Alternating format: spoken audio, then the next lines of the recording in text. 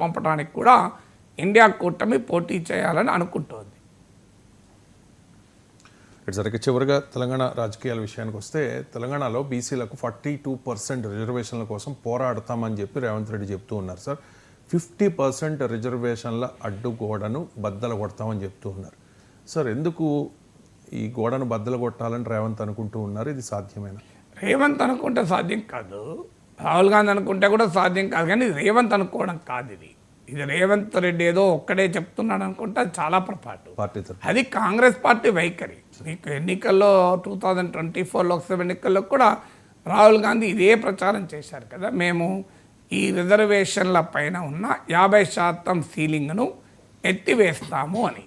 Bharatiya Janata party విధానమేమో supreme court తీర్పుల ప్రకారము రిజర్వేషన్లు 50% మించకూడదు అనే విధానానికి బీజేపీ కట్టుబడింది. ఎందుకంటే బీజేపీకి ఓటర్స్లో బీసీ, ఎస్సీ, ఎస్టీ ఓటర్లు ఎంత ముఖ్యమో బీజేపీకి ఉన్న అనుకూల పొలిటికల్ కాన్స్టిట్యున్సీలో అగ్రకుల ఓటర్లు కూడా చాలా ఎక్కువ.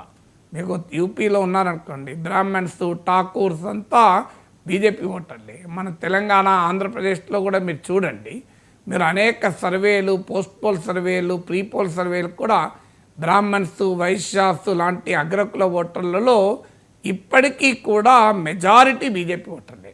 అందువల్ల తమకు అనుకూల ఓటు బేస్లో అప్పర్ కాస్ట్లు కీలకం. వాస్తవంగా ఇంక్లూజివ్ హిందుత్వాన్ని బీజేపీ మోడీ కాలంలో అవుట్ రీచ్ సామాజిక అణగారిన వర్గాల పట్ల చేపట్టక ముందు భారతీయ జనతా పార్టీ పైన విమర్శ కూడా ఏంటంటే ఇది బ్రాహ్మణ్ బనియా పార్టీ అని. సో అందువల్ల బ్రాహ్మణ్ బనియా ఇలా అప్పర్ కాస్ట్ సెక్షన్స్ అనేది బీజేపీ స్ట్రాంగ్ ఓట్ బేస్.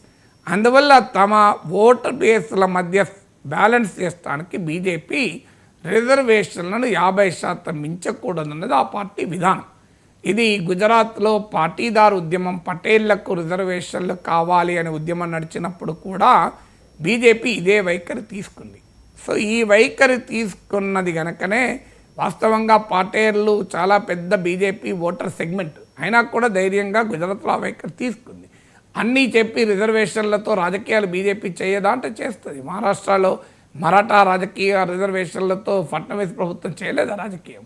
కానీ తమ ఎలక్టోరల్ కాన్స్టిట్యున్సీలో సిగ్నిఫికెంట్ అప్పర్ కాస్ట్ ఓటర్స్ ఉన్నారు కనుక ఆ ఓటర్లను ఏలియనేట్ చేసుకోకూడదు, దూరం చేసుకోకూడదు కనుక బీజేపీ 50% మించకూడదన్న సుప్రీంకోర్టు తీర్పును గట్టిగా సమర్థిస్తుంది.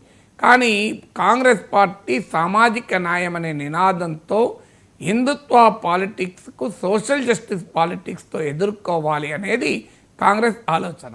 ఎందుకంటే ఇది సక్సెస్ఫుల్గా యూపీ, బీహార్ లాంటి రాష్ట్రాల్లో మందిర్ పాలిటిక్స్ను, కమండల్ పాలిటిక్స్ను, మండల్ పాలిటిక్స్ ఎదుర్కోగలిగింది.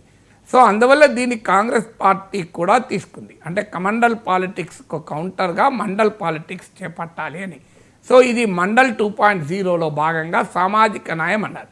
2024 ఎలక్షన్లో కూడా బీజేపీ 400 సీట్లు ఇవ్వండి అని అడిగితే అందులో అనంత్ కుమార్ హెగ్డే లాంటి కొంతమంది కేంద్ర మంత్రుల ఆకతాయి కామెంట్లను ఆధారంగా చేసుకుని ఇండియా కూటమి పెద్ద ఎత్తున క్యాంపెయిన్ చేసింది. అంటే బీజేపీ అధికారంలోకి వస్తే రిజర్వేషన్లు ఎత్తివేస్తారని. దాని ఫలితాలు కూడా యూపీ లాంటి రాష్ట్రాల్లో బ్రహ్మాండంగా పొందారు. బీజేపీ కన్నా సమాజ్వాదీ పార్టీకి ఎక్కువ సీట్లు వచ్చాయి. సో అందువల్ల 2024 ఎలక్షన్స్లో కాంగ్రెస్ వ్యూహము ఇండియా కూటమి ఫలించింది కూడా. అందుకొరకు 50% పరిమితిని ఎత్తివేయాలన్నది కాంగ్రెస్ వైఖరి.